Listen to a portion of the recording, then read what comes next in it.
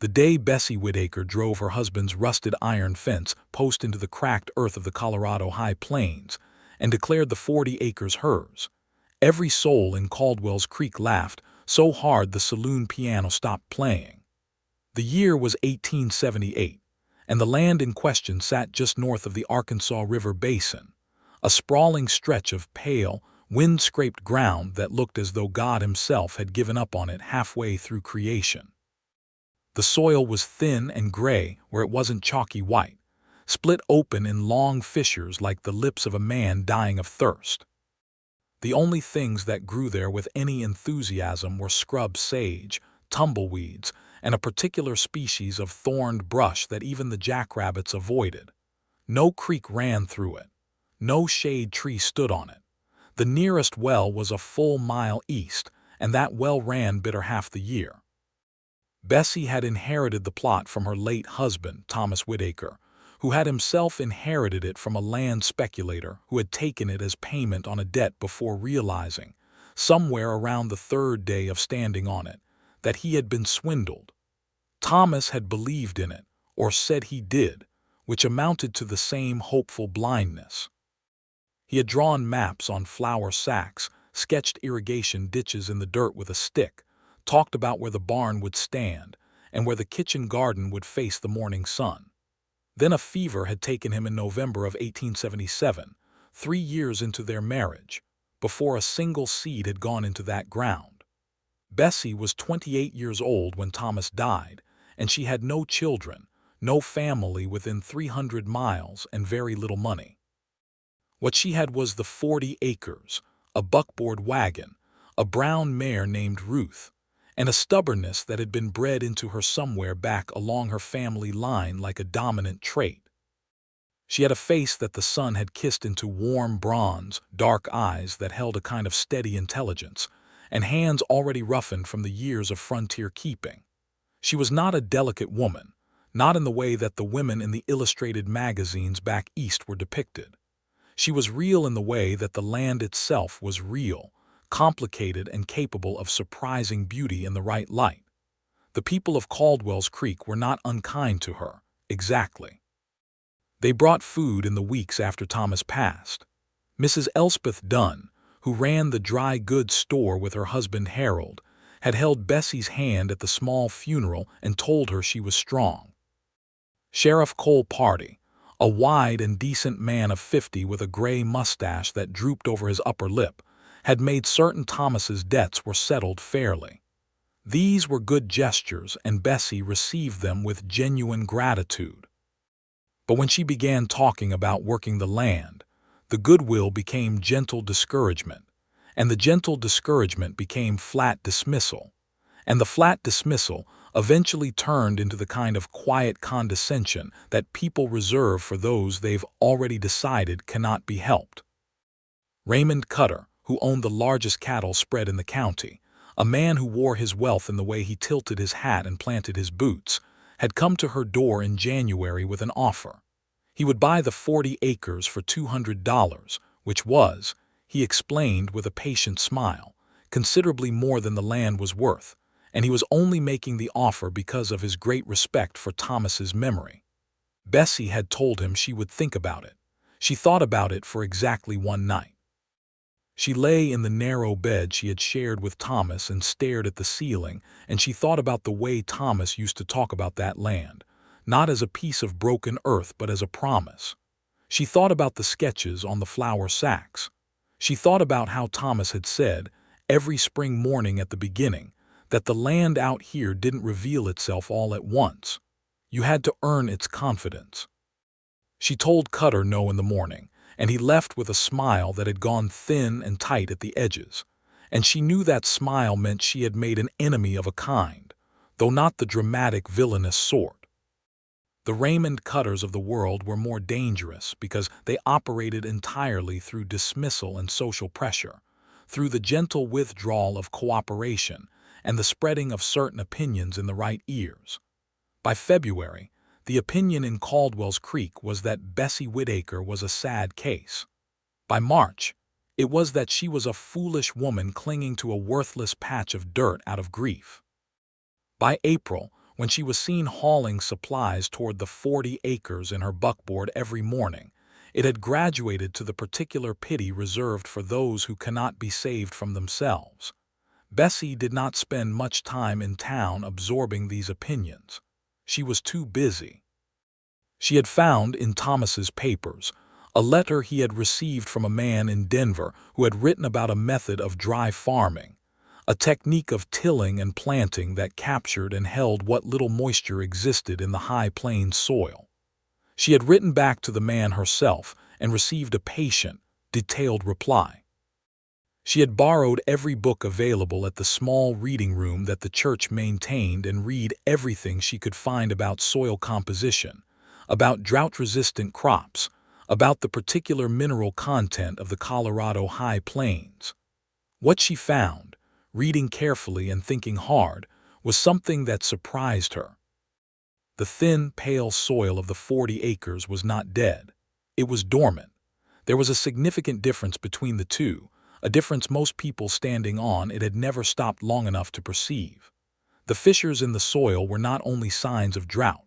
They were signs of certain types of subsoil clay that, when properly worked and paired with the right crops, could actually retain moisture below the surface while remaining dry and cracked on top. Thomas had been right. Not about every detail, but about the essential thing.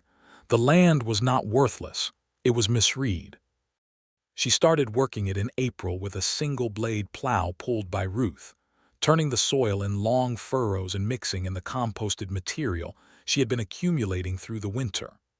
The work nearly broke her on several occasions, not because she lacked the will, but because the physical demands of solo farming are genuinely brutal, and she had no one to spell her when her arms gave out, and no one to help when the plow got stuck in a rocky seam and had to be levered free by hand.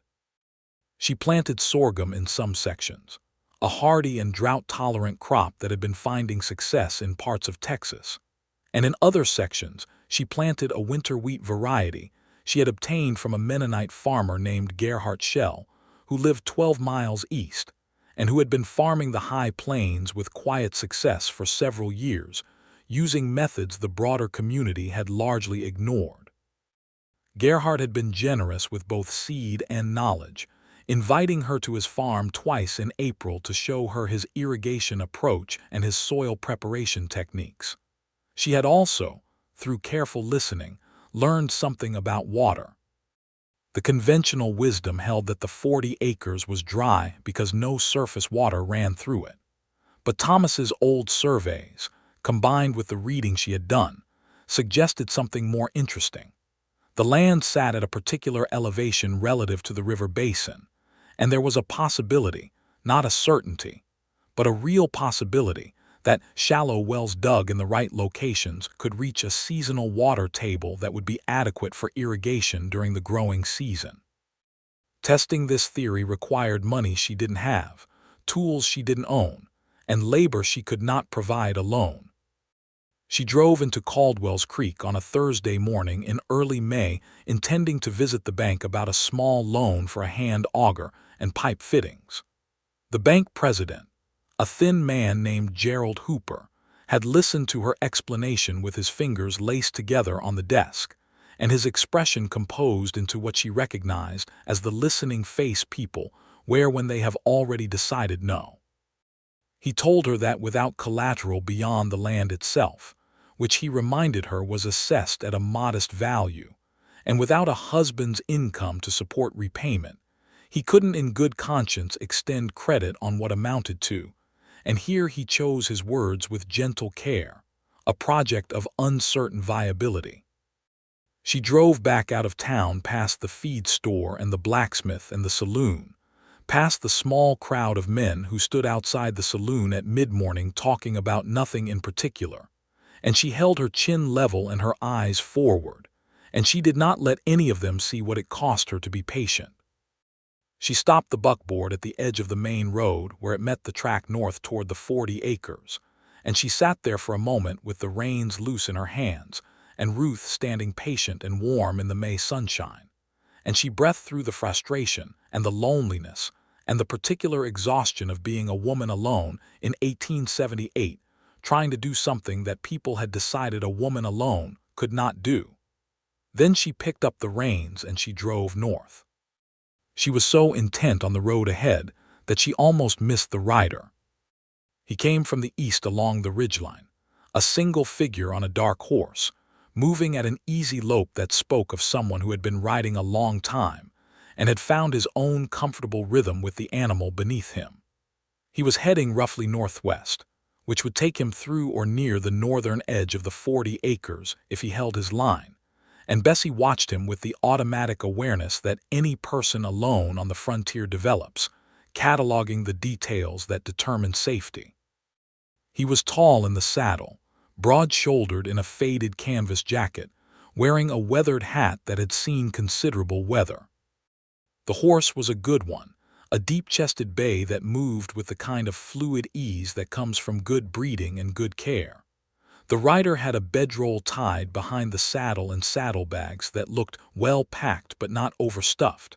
He was not riding hard or riding soft. He was riding like a man going somewhere real.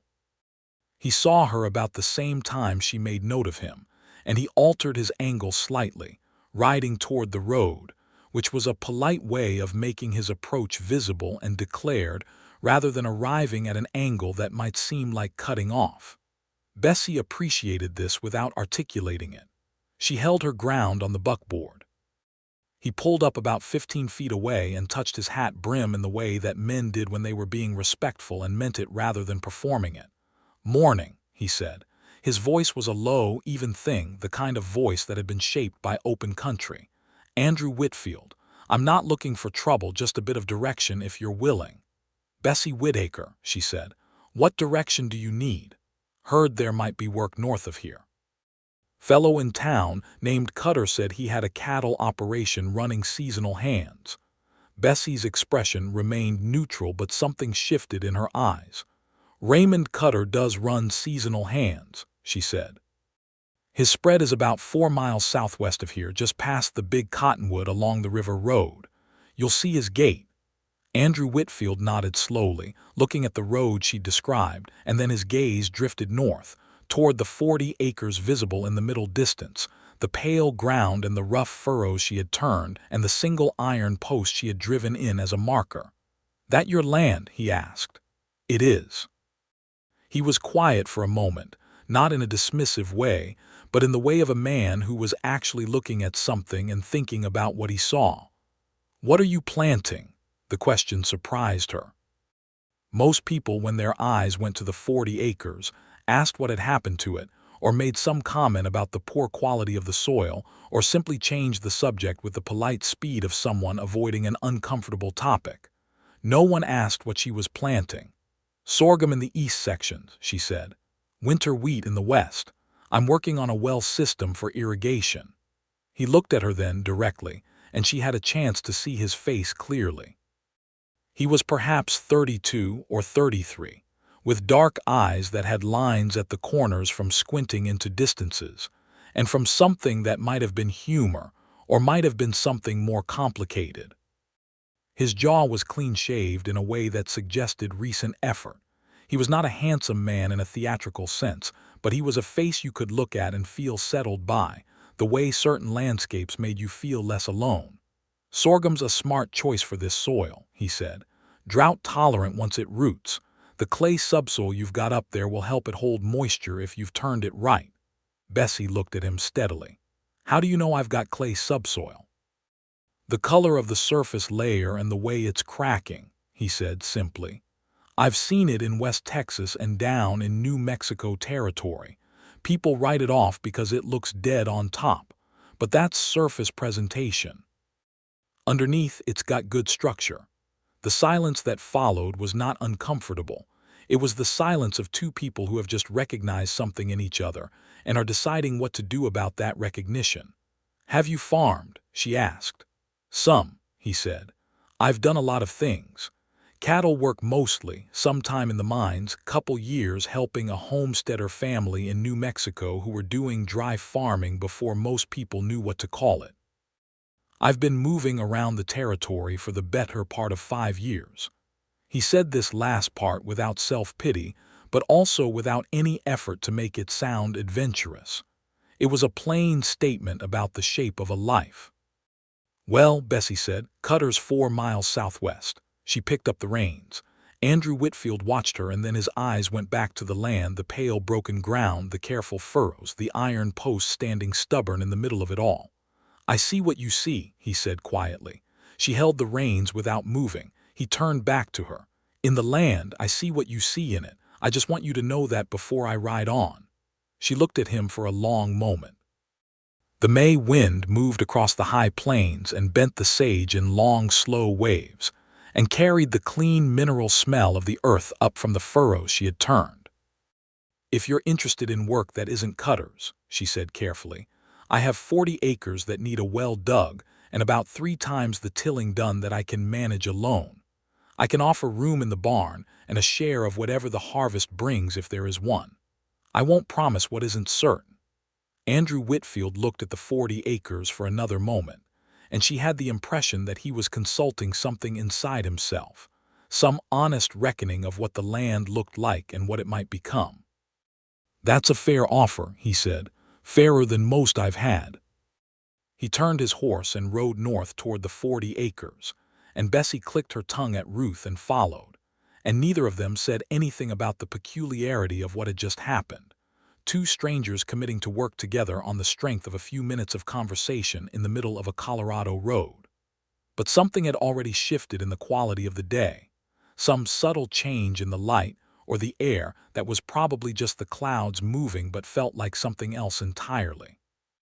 The barn was a modest structure, sound enough to keep out weather but nothing elegant. Andrew settled his horse in the adjacent lean-to, where there was adequate space and a reasonable supply of hay that Bessie had accumulated. He was efficient and unhurried in unpacking, hanging his equipment on the available pegs and spreading his bedroll on the clean straw she had indicated. They worked through the remainder of that afternoon, barely speaking but communicating adequately through the practical language of physical labor. He took over the plow from her on the western sections, and she was startled, watching him, by the difference in pace and depth his greater physical strength allowed. He did not make her feel inadequate about this. He simply pulled a deeper furrow and turned the soil more completely and moved on to the next row. At dusk they sat on the buckboard and ate the biscuits and salt pork she had in her pack, and she told him about the water theory, about the elevation relative to the river basin and what she had read about the seasonal water table. He listened without interrupting, and when she finished he said, "There's a way to check before you commit to digging. Old practice I learned in New Mexico. You wet the ground in a specific spot and watch the drainage pattern over 48 hours. If the lateral spread goes slow and the surface stays damp longer than surrounding areas, you've got impermeable clay below that's holding the water table up. That tells you where to dig." Bessie stared at him. "I read about something similar in a letter from a man in Denver," she said, "but I couldn't quite understand the application." "It's simple enough in practice," he said. "We can set it up tomorrow." She looked at him in the fading light, this man who had ridden in from nowhere and who knew what she knew about the land and more, and she felt something cautious and warm unfold a little inside her. "Why did you pass on Cutter's?" she asked. He was quiet for a moment, looking at the horizon where the last of the sunset was making the sky the color of a bruised peach. "Cutter's a man who sees land as something to be used up," he said. "I've worked for men like that. You spend yourself doing it and you leave with money and nothing else to show." He paused. "This feels different." "It might fail," she said, because honesty was the only currency she had. "Things mostly do," he said, and there was something in his voice that told her he was not being defeated by this observation, but simply honest. "But sometimes they don't." The days that followed were full and hard and surprisingly good. Andrew's water testing method proved correct. On the 3rd morning after their trial, 2 spots on the western edge of the 40 acres showed the slow lateral drainage and sustained surface moisture that indicated a water table close enough to reach with a hand auger and the right pipe. Bessie was so relieved that she sat down on the ground right there in her work dress and pressed her palms against the damp earth and laughed. A full, genuine laugh that startled Andrew into smiling, which made her laugh harder because his smile was so unexpectedly warm and crooked.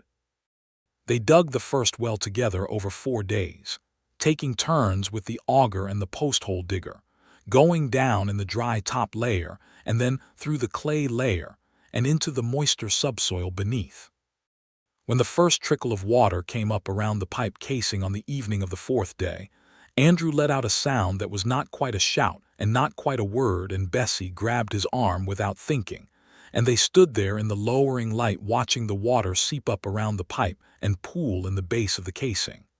He looked down at where her hand was on his arm, and she became aware of it at the same moment. She released him. He said nothing.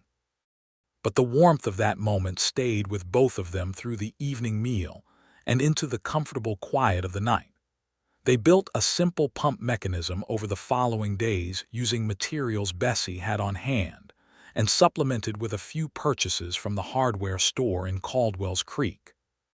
Andrew knew the mechanical principles from his time in the mines and could improvise with available materials in ways that impressed her, not because he was showy about it, but because he solved problems quietly and completely. Word of what was happening on the Whitaker land reached town, as word always did in small territories. The responses were varied. Gerhard Schell, the Mennonite farmer, rode over one Sunday afternoon to see the first well and nodded approvingly, and gave Bessie a packet of additional seed from his own stores that was suited to the soil conditions he observed. Mrs. Elspeth Dunn came out with her daughter one Thursday and sat on the buckboard and watched Andrew and Bessie working the fields and said nothing either approving or disapproving, but her eyes were thoughtful. Raymond Cutter came out on a Tuesday with 2 of his cowhands trailing behind him, an arrangement clearly designed to communicate a certain quantity of casual authority. He looked at the wells and the furrows and the growing patches of soil that had been amended and worked, and he looked at Andrew, who was tilling the eastern section, and his face did the thing that certain faces do when something has happened that violates their prior understanding of how things would proceed. He offered Bessie $300 for the land. Bessie told him no. He reminded her pleasantly that the growing season was short in Colorado and that the land had never produced anything and that she was taking a considerable risk for an uncertain outcome. Bessie told him she was aware of the conditions and thanked him for his concern. He looked at Andrew, who had stopped tilling and was standing a distance away watching the conversation without approaching it, because it was Bessie's conversation to have and he understood this. Cutter made some comment about itinerant workers being unreliable. "Good day, Mr. Cutter," Bessie said, and she turned back to the field. That evening, telling Andrew about it while they cleaned the plow, she noticed his jaw was set in a way that had not been there before. "He's not a danger," she said, watching him. "No," Andrew said, "he's not. He's just the kind of man who wants other people's belief to fail so his own certainty stays comfortable." He looked up from the plow. "It won't." She was moved by his certainty in a way she hadn't expected. She had been running on her own belief alone for so long that having it reflected back to her felt like water after a long, dry stretch. "Thank you," she said. He looked at her with those steady, dark eyes. "I should be thanking you," he said. "You gave me something to do that's worth doing." June came in hot and dry, which was exactly what the high plains always did in June, and the sorghum went in according to plan, and the wheat was already established and showing cautious green. Andrew dug a second well on the eastern edge using the same methodology, and with 2 water sources they were able to establish a basic irrigation schedule that kept the crops from failing during the dry stretch. They settled into a rhythm that was the particular intimacy of shared hard work. They were together from before dawn to after dark, doing things that required trust and communication, and in the spaces between the demands of the work, they talked.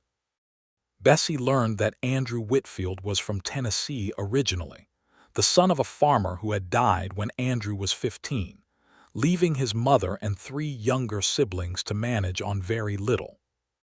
He had worked from that age forward, doing whatever the region required, and when the land in Tennessee couldn't hold him, he had moved west at 22, following the frontier's particular promise of space and possibility.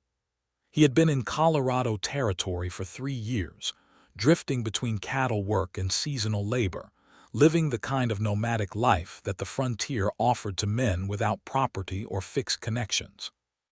He told her about a family in New Mexico, the Sandoval family, whose patriarch had taken Andrew on as a hand for a year and treated him as something close to a son, and whose methods had given Andrew most of what he knew about the land they were standing on. He told her about a winter he had spent snowed in at a mining camp in the mountains south of Denver, and about the things you learn about yourself when you're reduced to the absolute essentials.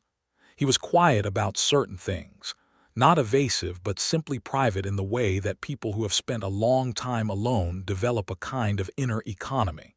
He didn't volunteer pain, but he didn't conceal it dishonestly either. Andrew learned that Bessie was from Ohio originally, the daughter of a schoolteacher father and a practical farm-raised mother, and that the combination had given her both an appetite for reading and a complete lack of patience for anything that required her to be fragile. She had come west with Thomas, who had been a carpenter and a hopeful man and a good one. She said this about Thomas simply, and without the trembling that grief sometimes put into people's voices, but also without the flatness of someone who had gone past feeling. She had loved him and she was sorry he was gone, and she carried that. And she also carried the land he had believed in, which was a way of carrying him that made more sense to her than wearing black for the rest of her life. "Do you miss him?" Andrew asked her once, on a warm June evening when they were sitting on the step of the barn watching the stars appear. "Yes," she said, "not every minute the way I did at first. But in certain moments when something good happens and I want to tell someone who understood what we were trying to do here, I miss him then." Andrew nodded. There was no awkwardness in the admission or in his receiving it. "Have you loved anyone?" she asked him. He was quiet for a moment. "Once," he said. "A woman in Texas 3 years ago. She chose someone with a house and a fixed address, which was not an unreasonable choice."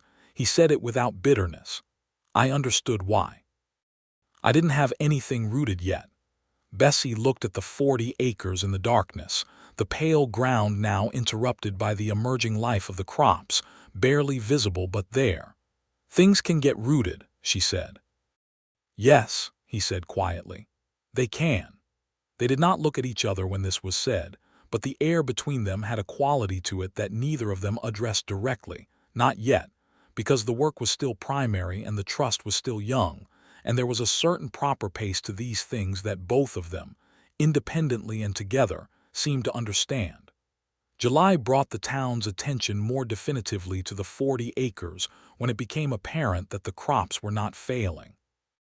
This was unexpected enough to draw people out from Caldwell's Creek on various pretexts to see for themselves. Gerhardt Schell came again and was genuinely pleased. A few other farmers and homesteaders from the surrounding area came with the curiosity of people who had been farming the same frustrating ground, and who wanted to know if something new was being demonstrated that might apply to their own situations. Andrew was good with these visitors. He explained what they were doing in plain language without condescension and without performing expertise. He referred questions that were Bessie's to Bessie, which was a thing she noticed and appreciated, because too many men in her experience answered questions asked of women as though women were decorative intermediaries between questions and knowledge. Sheriff Cole Party came out one afternoon in July and stood looking at the fields with an expression that Bessie read as genuine respect. "Your Thomas would have liked seeing this," Party said. "He always said the land had something in it," Bessie said. "He wasn't wrong," Party said. He looked at Andrew, who was repairing the pump mechanism on the first well.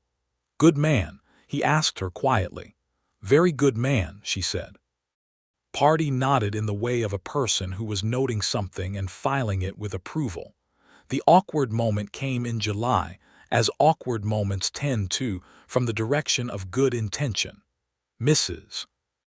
Dunn had apparently decided, after her watching and thinking, that it was improper for Andrew to be living in the barn on the Whitaker land, a widowed woman alone with a man, and she made this opinion known to a small circle of acquaintances that included the preacher's wife, whose circle then expanded it appropriately.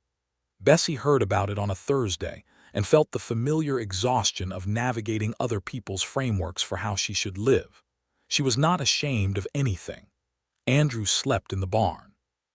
She slept in the house. They worked together in the daylight and talked sometimes in the evenings and were always appropriate, which was a word she was tired of needing. She told Andrew about it that evening without preamble because he deserved to know. He listened and was quiet for a moment. Then he said, "I don't want to be a problem for you." "You're not a problem for me," she said firmly. "Gossip is not a problem. I've been making decisions that other people thought were problems since November, and I've been right about most of them." He looked at her. "You have," he said. "I don't need you to leave," she said. "What I need is for neither of us to pretend that the situation is something other than what it is, which is two people working land together." "And what else?" he said. His voice was very quiet. The evening air held still for a moment. "I don't know yet," she said honestly. "Do you?" "No," he said, "but I know what I'd like to." Bessie held his gaze for a long moment and felt, very clearly, the warmth of him as a human presence distinct from the practicality of him as a farmhand, distinct from the gratitude she felt toward him and the respect, something below all of that and more fundamental. "Then we'll know when we know," she said. He nodded, and they sat together in the comfortable quiet of the Colorado evening, and both of them understood that something had been said, just not all of it. August arrived, and with it the beginning of harvest, which was not the enormous yield that optimism might have imagined but was, by the honest measure of what the land and the season had offered, genuinely remarkable. The sorghum was robust in the east sections, the heads heavy and the stalks standing straight, the kind of growth that made Andrew come to a full stop in the middle of a field one morning and just stand there with his hands on his hips looking at it. Bessie came up beside him and looked at it too, and she had to swallow hard around something in her throat. "Thomas would have been so pleased," she said. "He should have been here to see it," Andrew said, and the way he said it was neither jealous nor performative. It was the genuine acknowledgement of a good man's absence, which told her something important about Andrew's character. The wheat sections were less dramatic but solid, a respectable stand for first-year high plains growth on land that had never been farmed. Gerhardt Schell, who came at the beginning of August and walked the rows with the careful attention of an expert, told her that the wheat showed that the soil was responding, and that the second year would be considerably better as the deeper organic content built up. She arranged to sell the sorghum through a merchant in Pueblo who had been recommended by Gerhardt, and who paid fair prices for the crop grades she was bringing in.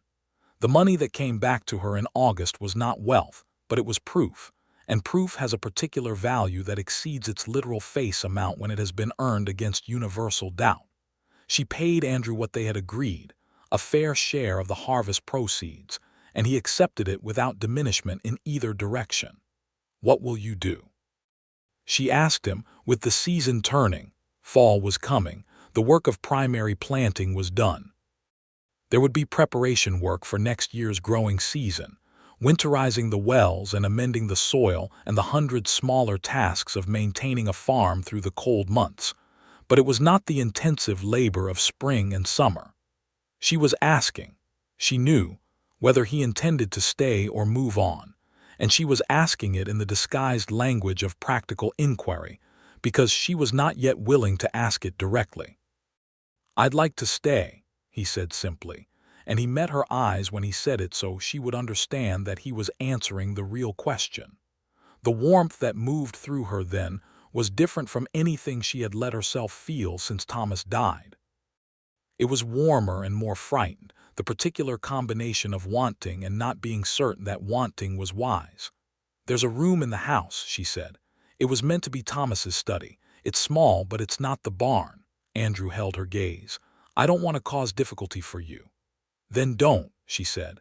Move into the room and be a man I respect sharing a house with me because we're two adults building something together, and let people think what they will." He smiled then, the crooked, warm smile that she had been cataloging since the beginning of May. "That's a very direct woman's response to a very indirect problem," he said. "I'm a very direct woman," she said. "I know," he said. "It's one of the things He stopped. "One of the things you what?" she asked. He looked at her for a moment and then he said, "One of the things I admire most about you." He moved into the small room that weekend, and the house took on the particular fullness that comes from another human presence, the sounds of someone else moving through the morning, the smell of coffee made by someone other than yourself, the low sound of a voice sometimes in the evening. October came, and with it the particular beauty of the high plains in autumn, the sage going silver and the sky dropping lower, and the light turning that long amber gold that is the most honest light the West produces. The crops were in, and the wells were capped for winter, and the soil was turned and amended for the season ahead. They had survived the first year. They celebrated in the modest way that people of practical disposition celebrate, with a good dinner that Bessie cooked, and a bottle of whiskey that Andrew procured from the supply store, and that they drank slowly by the stove, sitting in the two chairs that faced it. They talked more freely that evening than they had before, maybe because the season's end had released some weight, or maybe because the whiskey gave permission for the thing that had been building since May to take up a little more space.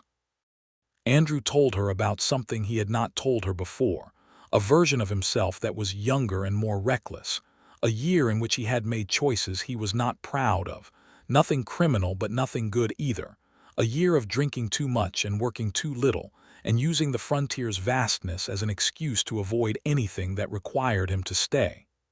"I stopped," he said. "I don't know exactly why. I woke up one morning in a mining camp in February and looked at the men around me who had been stopping temporarily for 20 years, and I decided that wasn't what I wanted my life to look like." "What did you want it to look like?" she asked. He turned his glass in his hands and looked at the fire. "Something made," he said. "Something with roots in actual ground, something that mattered past the day it was done." Bessie was quiet, feeling the weight of what he had said. "This matters," she said.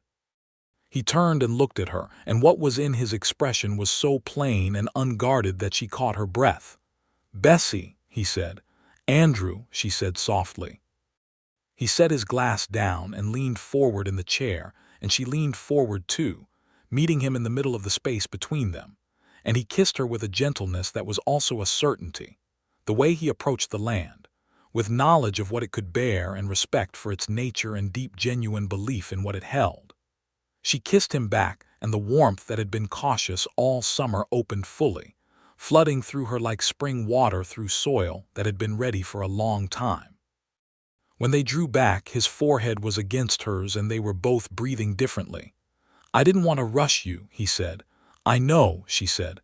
"I wasn't ready before, I am now." "Are you certain?" he asked, and his tone was so careful and honest that it made her feel more certain than the feeling itself. "Yes," she said. He stayed in the small room through October because they were taking this at a pace that respected both of them and the seriousness of what they were becoming to each other. But he was in the house, and they had breakfast together every morning and dinner every evening and sometimes in the evenings. One of them read aloud from whatever book was available, and the other sat and listened. And these evenings were among the most domestic and contented hours Bessie had experienced since before Thomas died. They were not unaware of the social complexity of their situation. Caldwell's Creek had opinions about a widow woman with a man in her house who was not her husband, and some of those opinions were vocal. The preacher's wife had made a comment at the dry goods store that reached Bessie through the reliable telegraph of small-town communication. Raymond Cutter, whose offer on the land had now been refused twice, had apparently made a remark about character that he intended to be overheard. Andrew heard about Cutter's remark and his jaw did the thing it did, and Bessie put her hand on his arm.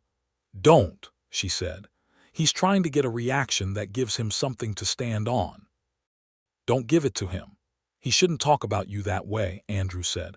Lots of people shouldn't do lots of things, she said. The way to answer him is to still be here in 5 years with this land thriving. That's the only answer worth giving. He looked at her and something settled in him. You're right, he said. I usually am, she said, and he laughed. It was in November, 1 year after Thomas's death, that Andrew asked her to marry him. He did not do it dramatically. He did not have a ring at the outset.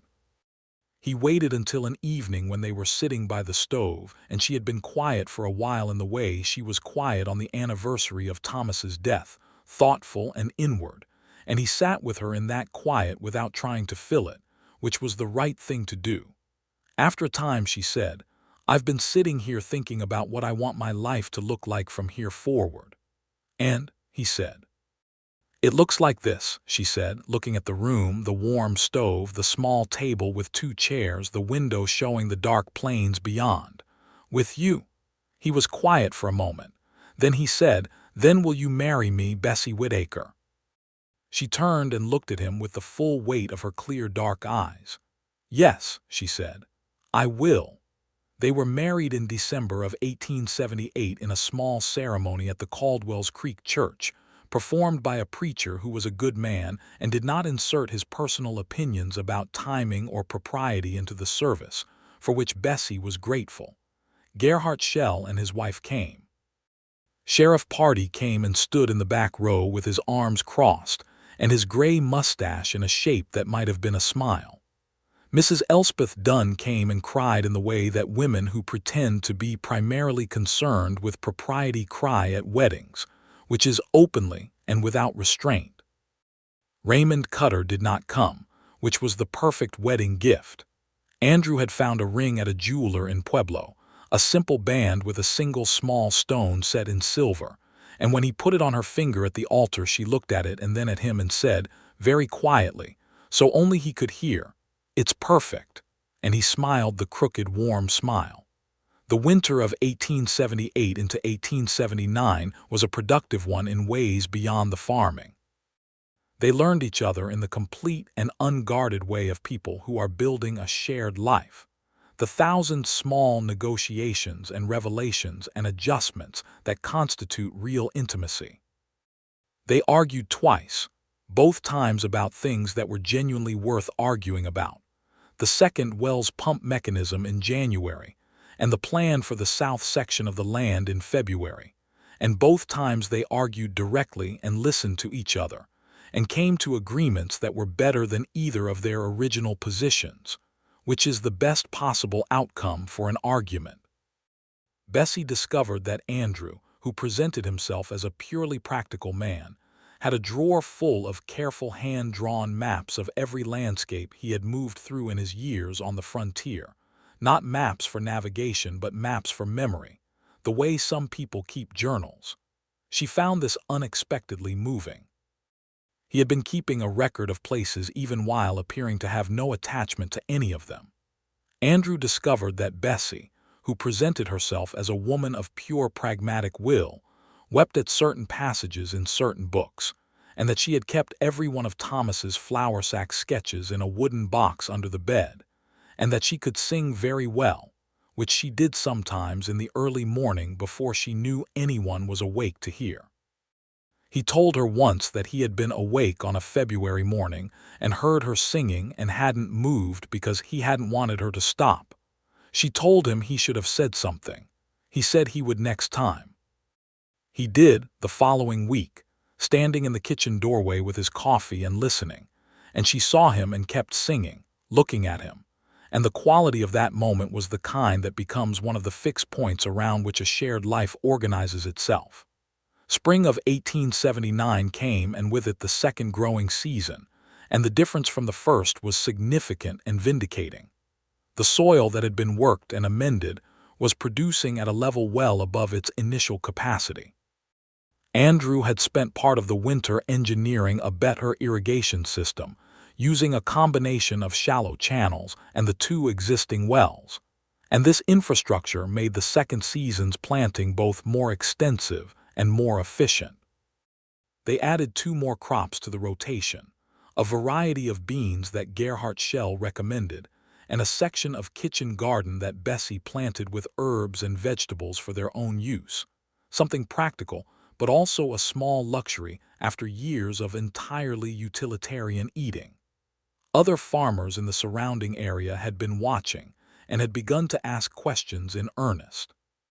Andrew and Bessie both responded generously, because the information cost them nothing, and because the improving success of neighboring farms meant a more stable community around them, which served everyone.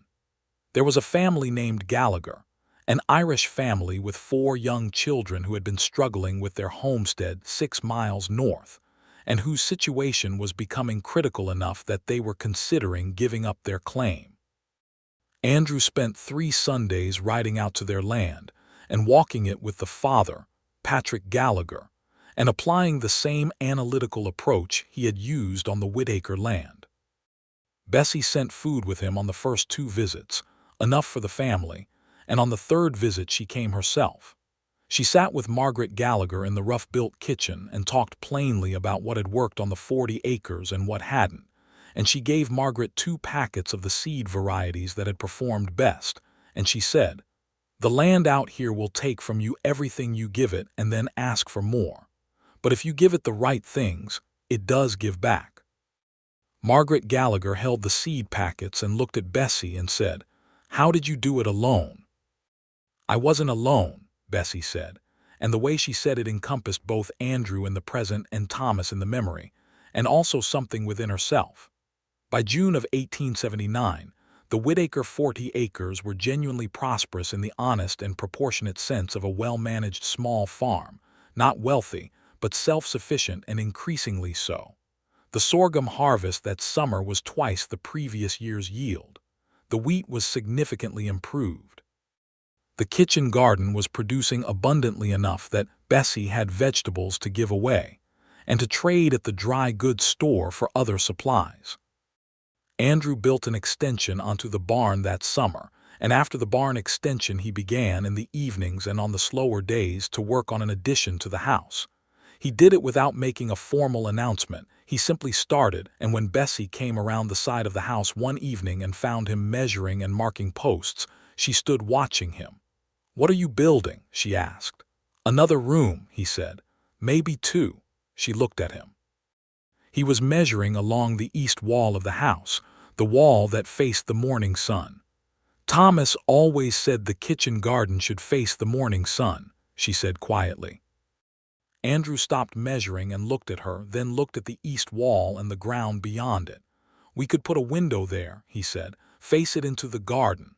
She crossed the distance between them and put her hand on his back, and he stilled under her hand, and she said, "We're going to need those rooms."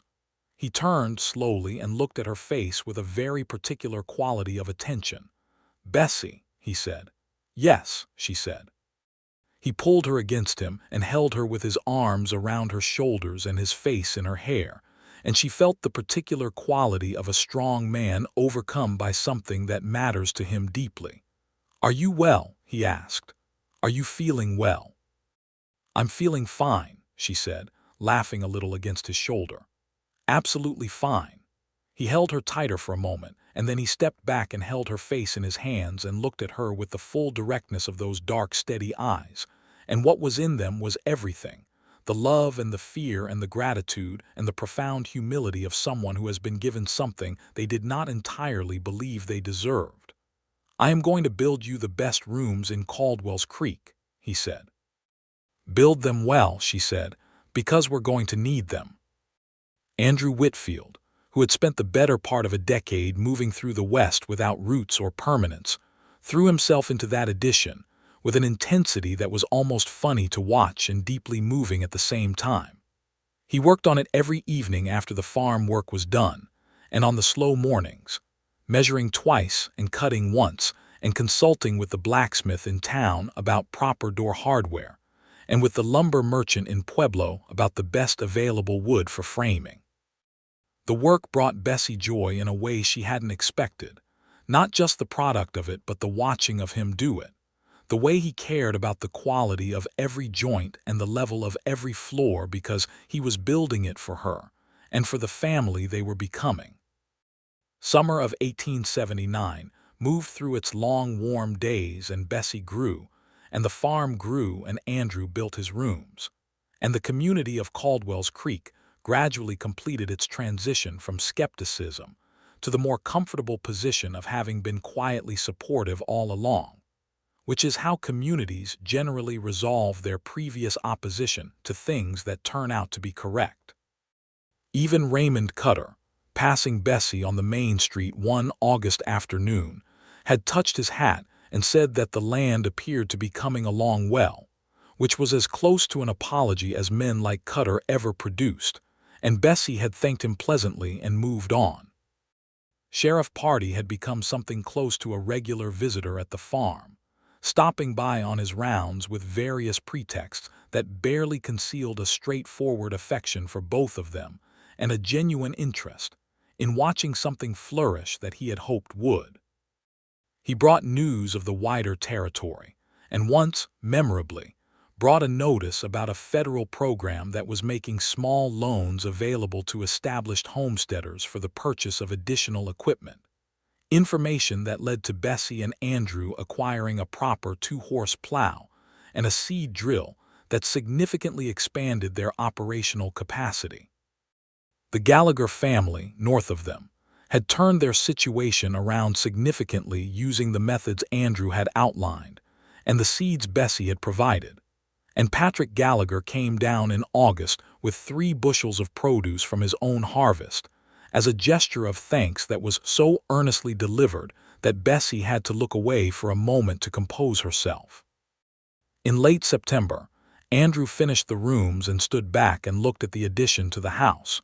2 new rooms properly framed and floored and with real glass windows, which were not inexpensive, and one of which faced east into the kitchen garden exactly as Thomas's flour sack sketches had always indicated it should.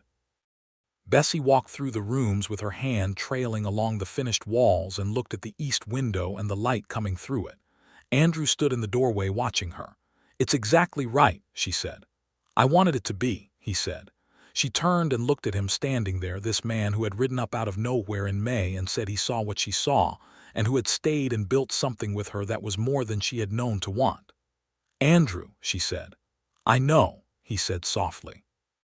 "No," she said, "come here." He crossed the room to her, and she held his face in her hands and looked at him fully. "I love you," she said. She had not said it directly before, not in those words. "I want you to know that I love you completely, and I am glad you rode up that day, and I am glad you stayed, and I am glad for all of it." He covered her hands with his, and his voice, when he managed it, was rough at the edges. "I love you, Bessie. I have loved you since the morning you sat in that buckboard and told me about your sorghum and your clay subsoil like it was the most natural conversation in the world, and I could see that you were right about all of it." He turned his face slightly and pressed his lips against her palm. "I would ride 100 roads to ride up to you again." She pulled him close, and he held her with the careful tenderness of a man who understands what he is holding. October of 1879, their son was born. They named him Thomas James Whitfield, Thomas for the man who had first believed in the land, and James for Andrew's father. He arrived on a clear, cold morning with a doctor in attendance who had ridden out from Caldwell's Creek, and he was healthy and loud, and had his father's dark eyes and his mother's stubborn chin, a combination that Andrew declared immediately meant they were going to have their hands completely full. Bessie held him and looked at the east window of the new room, the morning light coming through exactly as it should, falling across the floor in a warm rectangle. "Thomas would have been pleased," she said. "He would have been," Andrew agreed, sitting beside the bed with his elbows on his knees and his eyes moving between his wife and his son with the undisguised wonder of a man to whom this is the finest thing that has ever happened.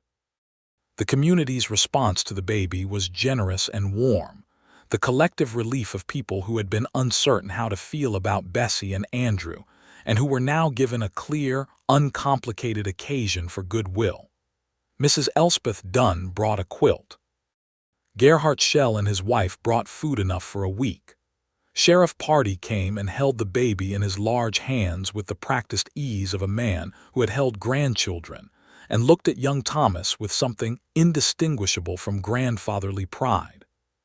The Patrick Gallagher family came on Sunday, all 6 of them, and the 4 Gallagher children were so fascinated by the baby that Bessie let them crowd around the bed and look, which produced a series of grave and solemn infant evaluations from children aged 4 through 10. That was the most entertaining thing that had happened in the room all week. The harvest of 1879 was the best yet.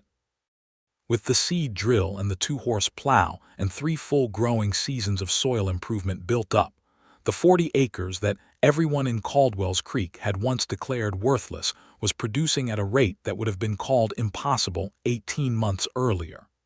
Andrew had identified 2 additional sections of the land that had subsoil water access, and with a 3rd well and the expanded irrigation infrastructure, they had planted more acreage and managed it better.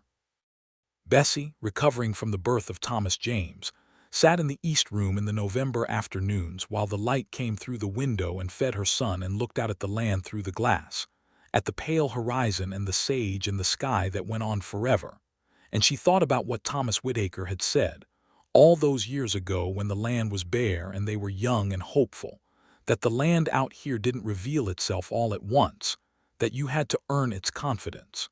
She had earned it. Not alone, but she had earned it. Andrew came in one afternoon and found her sitting with the baby asleep in her arms, and she had been crying, not unhappily but in the specific way that people cry when they are so full of gratitude and meaning that the body finds its own relief. He sat beside her without asking, his arm around her shoulders, and she leaned against him. "Are you all right?" he asked. "I'm so all right," she said. "I'm so much more than all right." He kissed the top of her head and looked at the baby sleeping in her arms, and then he looked out the east window at the land in the November afternoon light. "Next spring," he said, "I want to try the north section. The elevation there is interesting, and I think there's a water source if we test it the same way." "Yes," she said, "and I want to add a proper root cellar before winter next year, deep enough to keep vegetables through December." "Done," he said. "And a chicken house," she said. "I've been wanting chickens." "Also done," he said. She laughed and the baby stirred, and Andrew's hand came up to rest on the baby's back, the most natural gesture in the world. The winter of 1879 into 1880 was a building winter in all senses. Andrew built the root cellar with help from Patrick Gallagher, who was a skilled hand with construction, and who seemed to welcome both the work and the company. Bessie spent the indoor hours doing something she had been meaning to do for 2 years, which was writing down everything she had learned about the specific conditions of the high plains soil and the methods that had worked. She wrote it in a clear, organized hand in a proper ledger book, intending it as a practical document that could be shared with other homesteaders who were struggling with similar land. She wrote it for the Gallaghers and for whoever came after, and also, she admitted to herself, for Thomas James, who would one day be old enough to understand that the land he was growing up on had been a story before it was a farm. She showed it to Andrew one evening in January. He read it carefully, all of it, and when he put it down he said, "You should send copies to the land office and to the agricultural extension that's being set up in Denver. This is genuinely useful information that people need." "You think so?" she said. "I know so," he said. "You worked this out from reading and from failing and from succeeding, and you wrote it so clearly that anyone with a piece of difficult land could use it. That's a rare thing." She sent it in February with a careful letter of introduction, and she did not expect much from it. She was surprised in April to receive a letter back from a man at the agricultural extension in Denver, who said that her document was the most practical account he had received of high plains dry farming methods, and that he intended to have it printed and distributed. She read the letter twice sitting at the kitchen table, and then she went and found Andrew in the north section, where he was doing the water testing for the new expansion. She showed him the letter without saying anything. He read it and looked up at her with a smile that took over his whole face. Bessie Whitfield, he said. She shook her head at him. Don't make more of it than it is. It's a great deal, he said. It's useful, she said, trying to be modest about it and not entirely succeeding because her eyes were bright and her chin was up. He crossed to her and lifted her off her feet briefly, which was something he did when he was very pleased, and she laughed and pushed at his shoulders and said, "Put me down," and he put her down and kept his hands on her waist and looked at her. "I am so proud of you," he said. "I was proud of you before this, but now I am additionally proud." "Stop," she said, but she was smiling fully. "Not going to stop," he said. Spring of 1880 brought the North Section into cultivation, and the North Section's water test revealed exactly the subsurface access Andrew had predicted. A strong seasonal water table that required only a single well to access adequately for irrigation. With this addition, the Whitfield farm, as it was coming to be known, encompassed the full 40 acres in active cultivation and was producing at a level that placed it among the more successful small farms in the county.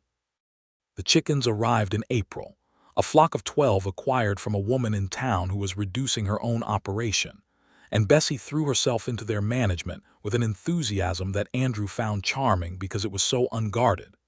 She came in one morning in late April, having retrieved the first eggs and put 3 of them on the kitchen table, and stood looking at them with an expression of such genuine triumph that Andrew had to sit down because he was laughing too hard to stand.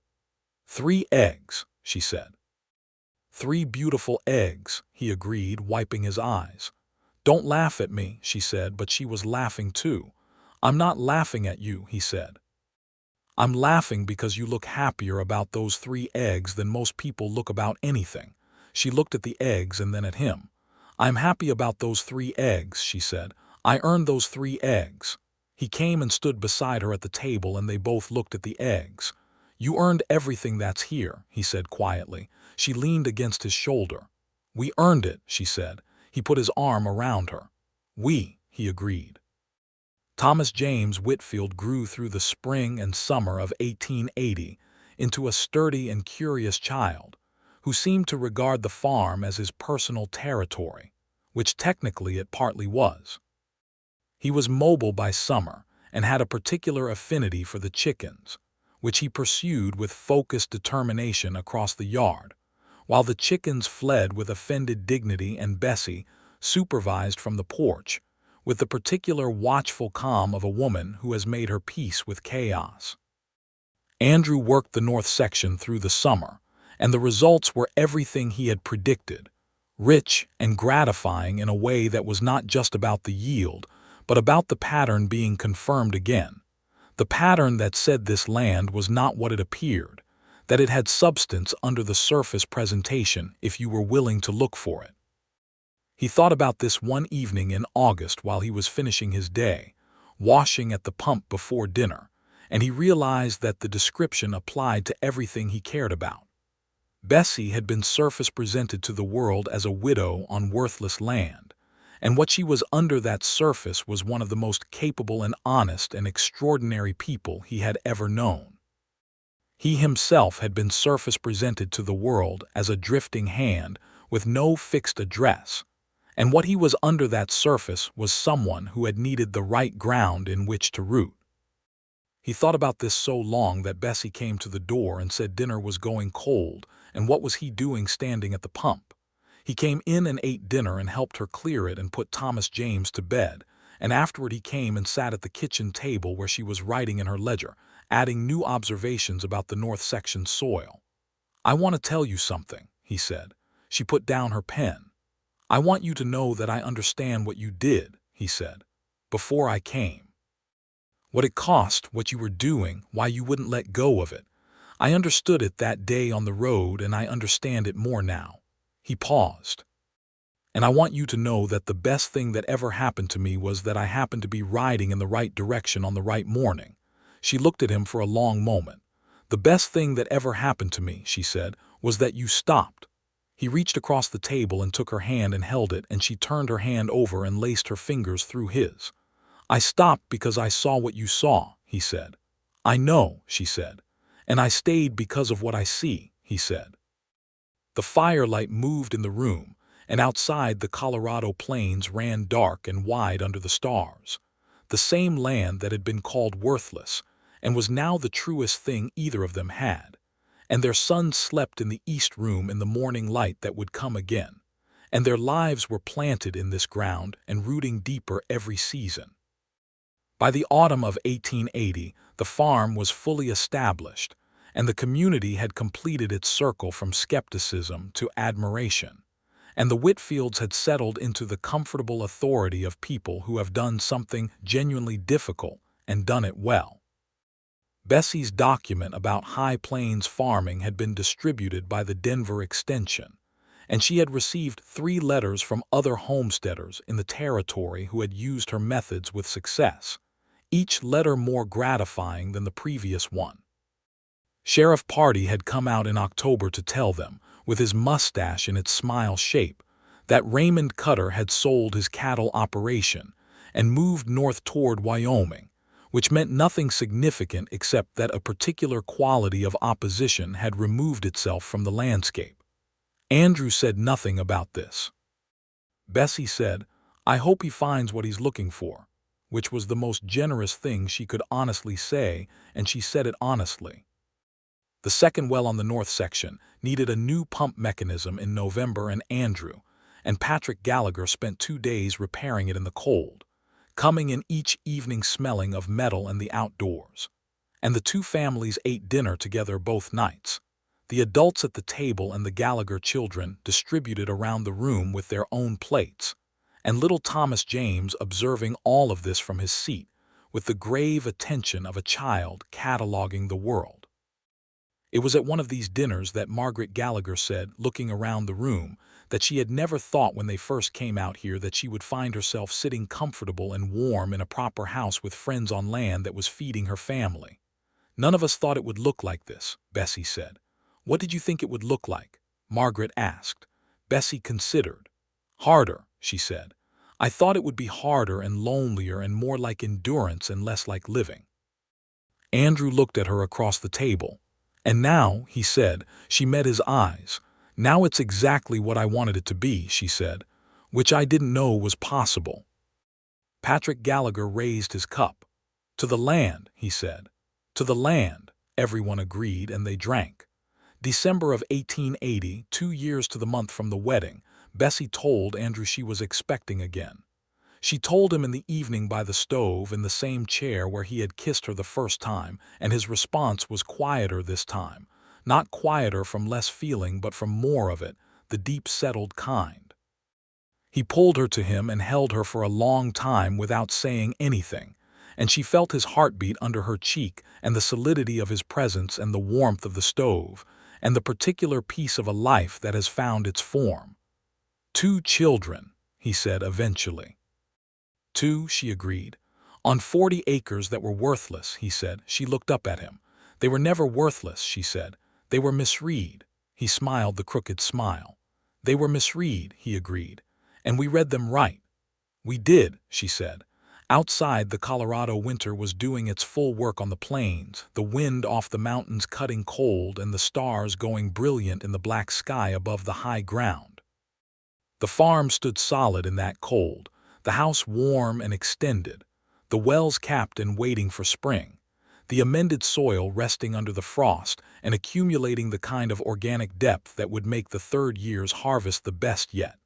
The chickens in their house, the horses in the barn, Thomas James asleep in the east room where the morning light would find him when it came. And in the spring it would all begin again. The plowing and the planting and the patient work of making something from ground that others had dismissed. The daily commitment of 2 people who had found in each other what they had found in the land. That what looks depleted on the surface can hold something extraordinary beneath it. If you are willing to look, if you are willing to stay, if you are willing to believe in what you see before anyone else confirms it.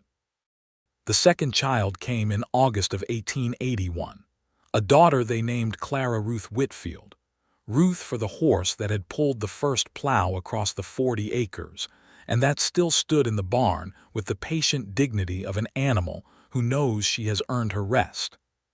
Clara arrived healthy and loud and was regarded by Thomas James, now nearly 2, with the suspicious concentration of a firstborn encountering competition, before he was won over by her fingers, which she wrapped around his with a grip that impressed him enough to revise his opinion. Andrew held his daughter in the same way he had held his son, with the hands that had built the rooms and dug the wells and turned the soil, and his face had the same expression, the undisguised wonder of a man given more than he knew he had to receive.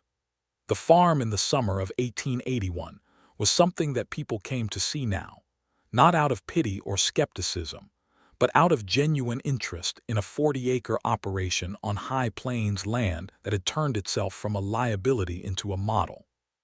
3 more homesteading families had come to Bessie and Andrew that year for guidance, and both of them had given it freely, spending time on each family's land and helping them identify the same principles that had worked on the Whitaker land: the water testing, the soil amendment, the drought-tolerant crop selection, the patience.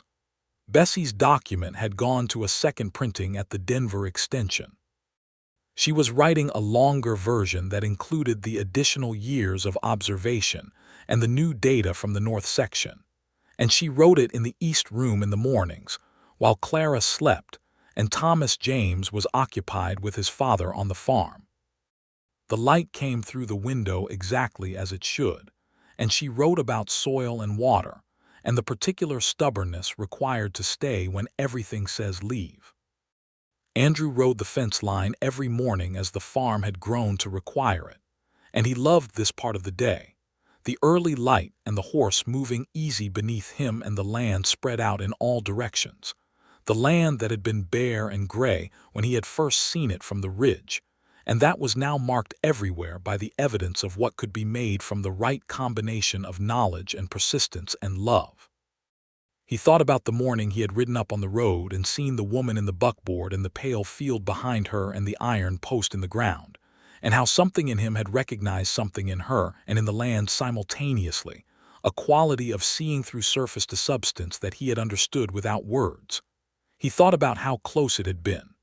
A different road, a different morning, Cutter's offer made and accepted before May, and none of this would exist.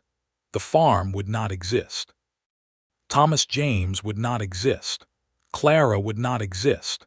This particular version of himself, rooted and building and deeply alive in a way he had not been before, would not exist. He was not a man who spent much time in metaphysical territory, but he spent a little time there on his morning rides, and what he came back to always was gratitude of the specific and articulate kind, gratitude for a road taken in the right direction on the right morning, for the woman who had been honest with him from the first sentence, for the land that had taught both of them that what looks finished is sometimes only beginning. He came in from the fence line one September morning and found Bessie at the kitchen table with Clara in her lap and Thomas James beside her listening to her read from the book that was open on the table. She was reading about farming, one of the texts she consulted for the longer document she was writing, but she was reading it to Thomas James as though it were the best story in the world, stopping to explain what soil composition meant and what dry farming was, and why the water table was interesting, and Thomas James was listening with the focused, dark-eyed attention of a child who has been taught that the land he is standing on has a story. Andrew stood in the doorway for a long moment.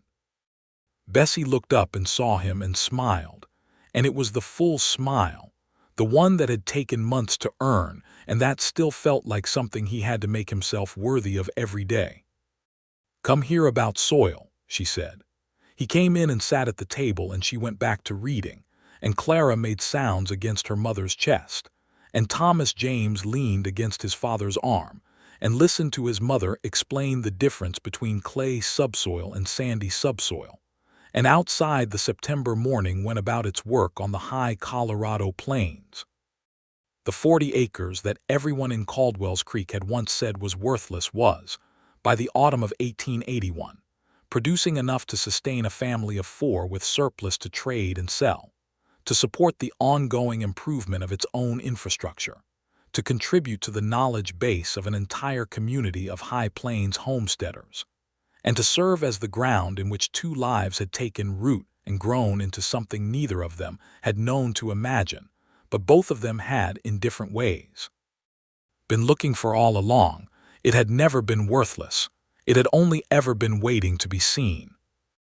And in May of 1878, on a Colorado road in the clear prairie morning, a woman in a buckboard and a man on a bay horse had looked at the same piece of ground and seen the same thing, and that shared vision had become, through the particular alchemy of trust and work and time and love, a life.